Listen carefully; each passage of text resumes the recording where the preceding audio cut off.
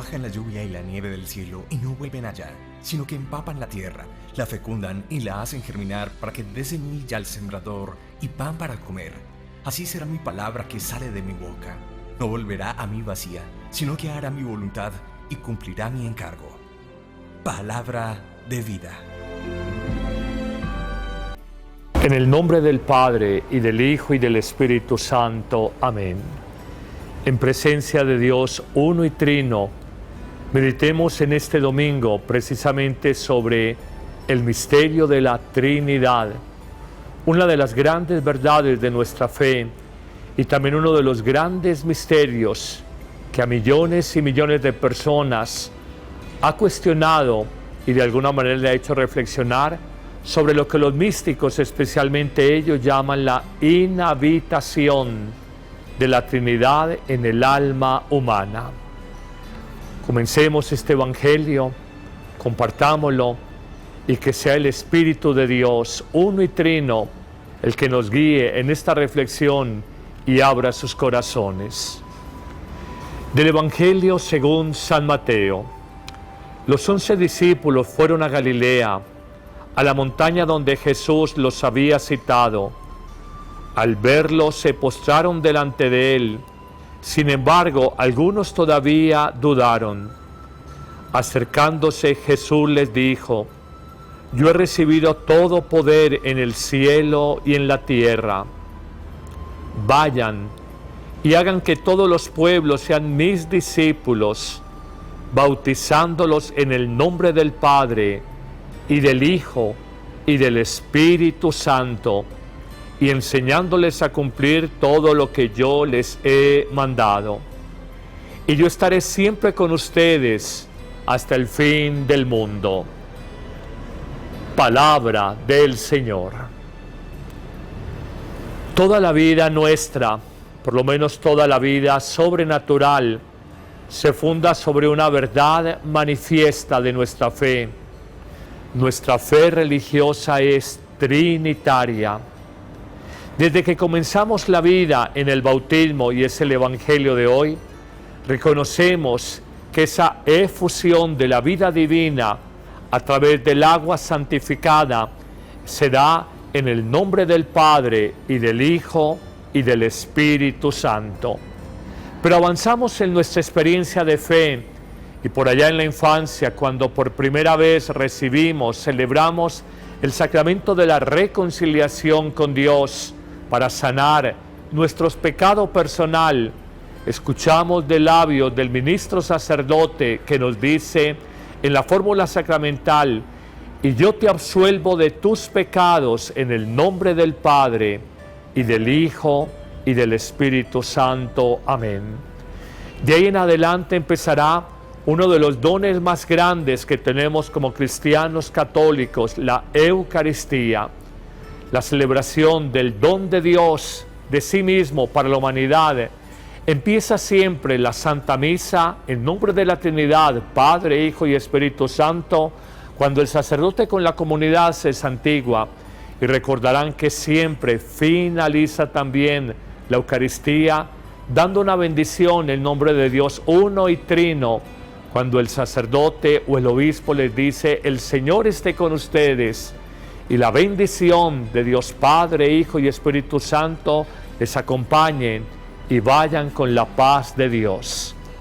Recordamos también que al final del centro mismo de la celebración eucarística, la llamada plegaria eucarística, encontramos ese ofrecimiento donde nosotros unimos nuestra vida, nuestros sentimientos, nuestros dolores, nuestros sueños, nuestras alegrías, en suma, nuestra acción de gracias. La unimos al misterio de la Trinidad cuando el sacerdote, el nombre de la comunidad, pone en alto el pan y el vino eucaristizados y mirando al cielo dice: por Cristo, con Él y en Él, a ti, Dios Padre Omnipotente, en la unidad del Espíritu Santo, todo honor y toda gloria por los siglos de los siglos. Encontramos pues que unidos a Cristo nos presentamos al Padre Dios en el Espíritu Santo. Tal vez no éramos conscientes de ello, pero toda nuestra fe es trinitaria. Pero ¿cuál puede ser uno de los grandes fundamentos bíblicos, además del Evangelio, donde Jesús invita a sus discípulos a que vayan a todas las regiones de la tierra con todo el poder del Espíritu Santo y a toda criatura bauticen en el nombre de la Trinidad, Padre, Hijo y Espíritu Santo? Encontraremos también un texto precioso que a los místicos los ha llevado a meditar en esto que llamamos la inhabitación, el misterio de Dios uno y trino en el alma humana. En efecto, Jesús en la última cena, en un contexto de intimidad, cercanía, afecto profundo, afecto de entrañas por sus apóstoles, les hace esta afirmación y de alguna manera promesa. Es una reflexión promesa. Si alguno me ama, guardará mi palabra, mi Padre le amará, y vendremos a él, el Padre y yo, y haremos morada en él por el Espíritu Santo. Cuando escuchamos esta afirmación, promesa de Jesucristo, entendemos que solamente se le pide al alma, uno, creer, y dos, expresar el amor que Dios nos ha tenido entregándolo a Él en la obediencia, en la docilidad a la ley suprema, sabia y universal de Dios. Si alguno me ama, guardará mis palabras, y guardando mis palabras, mis mandamientos, mi Padre lo amará, y vendremos a Él, lo dirá en plural, y haremos morada, habitación, casa en Él. No es gratuito cuando el texto evangélico nos dice: somos templos del Espíritu Santo. Es la verdad, somos casa, morada de Dios. Y esta realidad tan permeable a la necesidad de alimentos, de oxígeno, tan expuesto a la enfermedad, en lo profundo de su misterio, permite que allí anide la vida divina, la vida de Dios. Los santos, pensamos en una Teresa de Jesús, en un San Juan de la Cruz, en Sor Isabel de la Trinidad, en el gran teólogo de la segunda parte del milenio cristiano, por lo menos en el pleno medioevo, Santo Tomás de Aquino, afirman la presencia de la Trinidad en el alma. Y piensa en tu vida, yo pienso en la mía, en el alma espiritual. Es una presencia en una doble dimensión. Es una presencia por inmensidad, afirmarán ellos, indicando que el que es todo es capaz de invadirte y tienes que hacer un esfuerzo para dilatarte y tratar de abarcar al que es inconmensurable, en el entendido de que jamás, al que es totalmente inmenso, jamás lo podrás retener o guardar en tu ser. Es apenas atisbos de esa inmensidad del amor de Dios, de la paz de Dios, de la libertad de Dios, del gozo de Dios que llega a tu alma.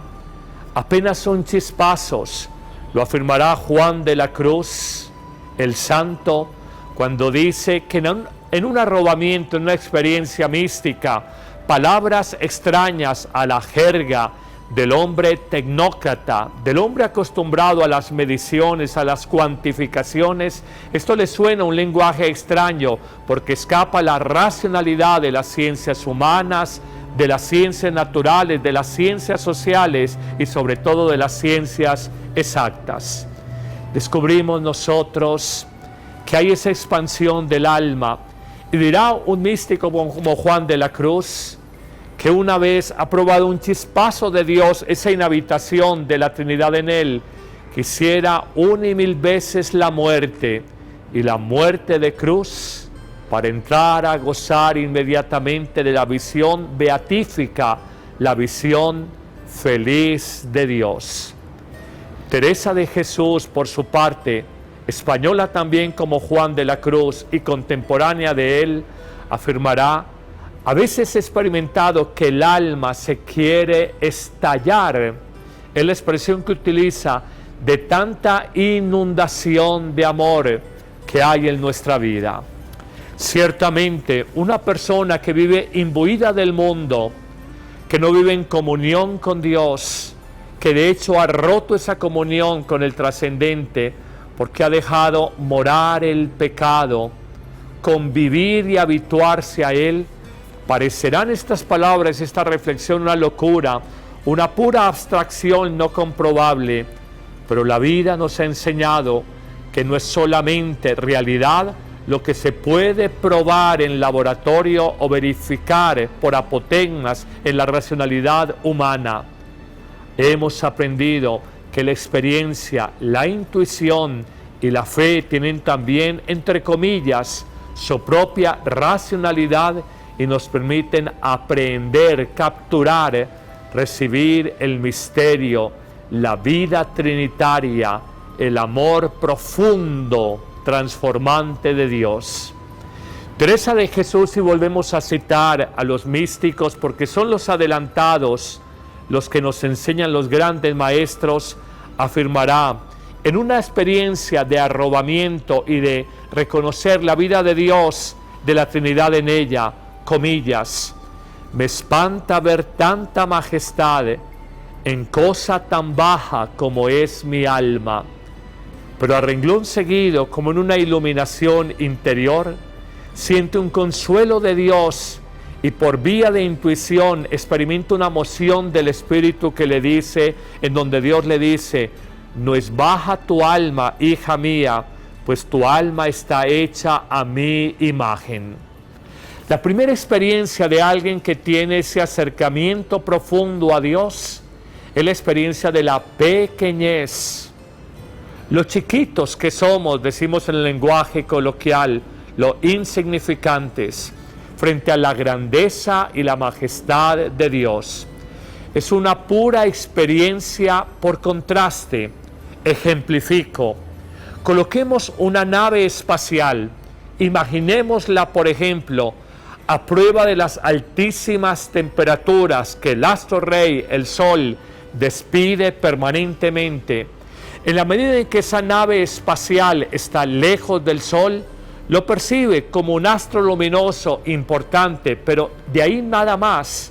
Y solo en la medida en que esa nave se va acercando a la majestad, a la gloria, a la grandeza del astro rey, lo percibe más luminoso, más incandescente, casi que enceguece el alma humana y nos descubre nuestra pequeñez, nuestra limitación. Es la pura experiencia de contraste a partir de una imagen que podemos construir, nuestro acercamiento al Sol, reconociendo la magnificencia de su tamaño y sobre todo la fuerza de su iluminación y del calor, millones de grados de temperatura en su propio núcleo. Esto, hay que decirlo, es simplemente una imagen, y aunque los ejemplos siempre cojean, nos muestran cómo los místicos, a partir de palabras que apenas son balbuceos de la experiencia de Dios, señalan lo que es la majestad divina, el sentirnos pequeños, frágiles, pecadores, nada, y luego Dios decirnos esa nada que es tu alma espiritual es grande, porque es imagen misma de mi propio misterio, el misterio de Dios. Tal vez una de las místicas, una carmelita, que más se ha adentrado en el misterio trinitario, es la llamada Sor Isabel de la Trinidad. Ella, en una sencilla carta a un hermano a propósito del nacimiento y bautismo de su primera sobrina y del bautismo de ella como tal, hará esta afirmación: me siento penetrada de respeto divino ante esta niña, pequeño santuario de la Trinidad. Así conciben los santos, los adelantados del Espíritu, lo que es esa vida esa vida trinitaria que entra, que nos penetra, que se nos comunica en nuestra vida, concretamente en una recién nacida, la primera sobrina de Sor Isabel de la Trinidad, me siento penetrada de un respeto divino ante esta pequeña santuario de la Trinidad. Y luego agregará, si estuviese a su lado, se ve que era a distancia, que recibió la noticia del bautismo de su sobrina, si estuviese a su lado, me arrodillaría para adorar a aquel Dios que mora, que habita en ella, su sobrina. Si estuviera a su lado, me arrodillaría para adorar a aquel que mora en ella.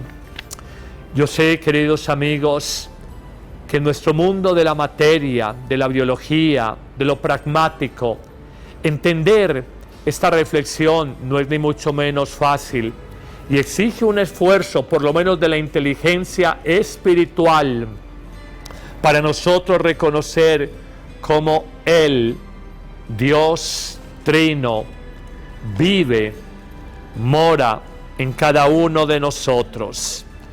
Jesús de alguna manera hará una reflexión. El reino de Dios está dentro de vosotros, nos dirá el evangelista Lucas, capítulo 17, versículo 21.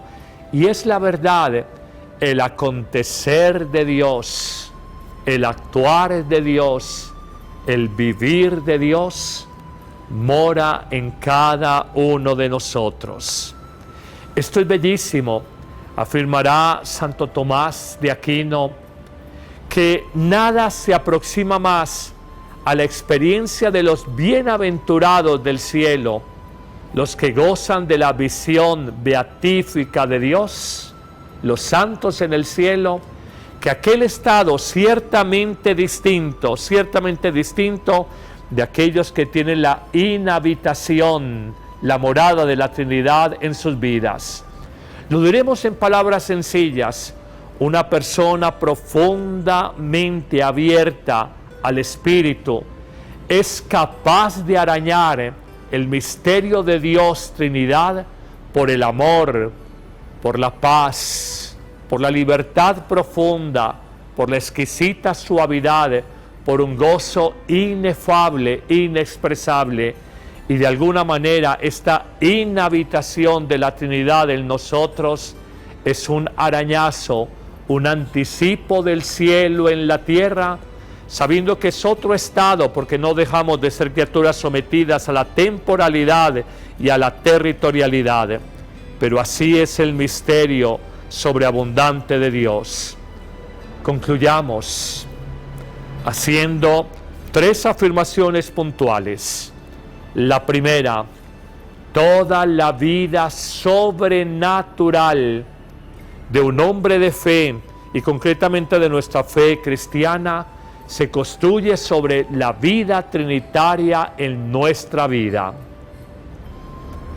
Así como decimos, la vida natural se construye a partir de un cuerpo que nace, crece, se desarrolla, madura, se deteriora, se envejece, hay que cuidarlo, hay que preservarlo, hay que nutrirlo, hay que alimentarlo.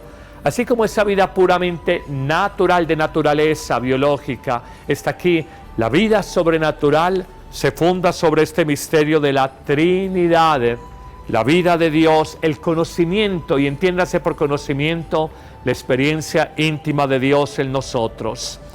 La segunda gran conclusión: es difícil vivir la vida de Dios si no somos elevados, ascendidos por ese Maestro interior que es el Espíritu Santo en nuestra vida. El ser humano per se, por sí solo, es incapaz de elevarse a estas alturas inmensas de la mística y de la experiencia transformante de Dios por la vida divina aconteciendo en nosotros. Tercera conclusión: no vamos a decir, ni mucho menos haciendo elucubraciones teológicas, que esta es solamente una era neumatológica, pero lo es. De alguna manera, el origen de la creación, el gran protagonista fue el Padre creando. En un momento puntual de la historia fue el Hijo redimiendo, salvando, y después de que el Hijo anuncia su reencuentro con el Padre, nos hace la promesa del envío del Espíritu Santo, el Neumatos. De ahí que digamos era neumatológica, neumatos, neumático, la llanta, el que contiene el soplo, el aire, la ruaj, en la expresión hebrea, el ruaj de Dios, el soplo de Dios, la vida de Dios. Finalizaré diciendo, si tienes la vida de Dios dentro de ti, como el Padre, creas y eres co-creador con Él, papá y mamá, en un acto de amor, co-crean con Dios el misterio de la vida en un hijo. Un artista, un compositor, co-crea con Dios y nosotros transformamos la realidad porque la vida de Dios participa en nosotros, aunque muchas veces no somos conscientes de ello.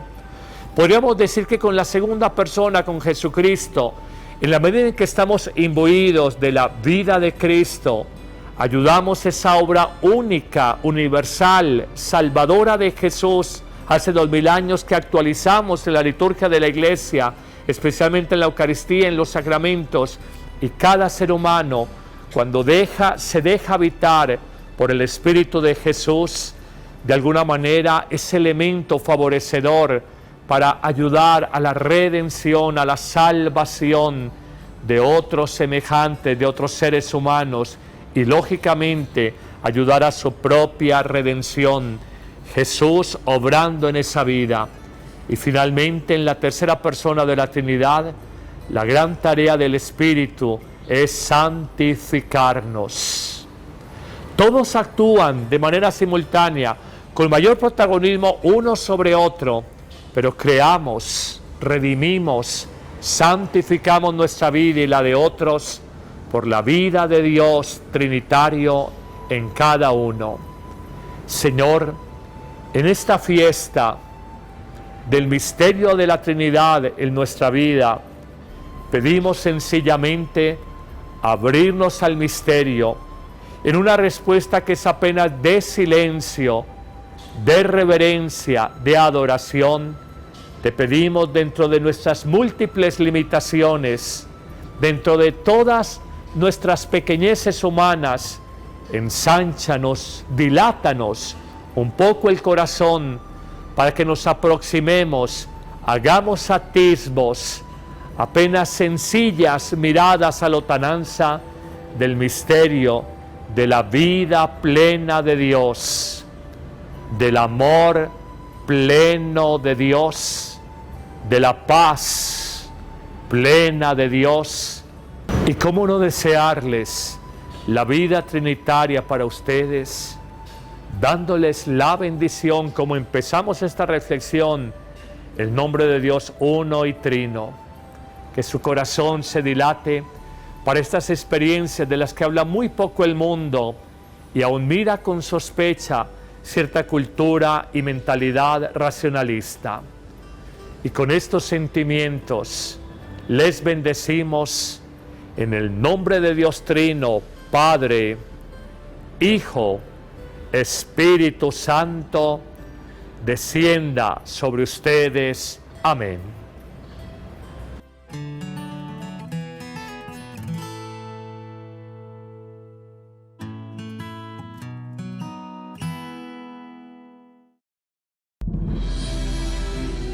Como bajan la lluvia y la nieve del cielo y no vuelven allá, sino que empapan la tierra, la fecundan y la hacen germinar para que dé semilla al sembrador y pan para comer. Así será mi palabra que sale de mi boca. No volverá a mí vacía, sino que hará mi voluntad y cumplirá mi encargo. Palabra de vida.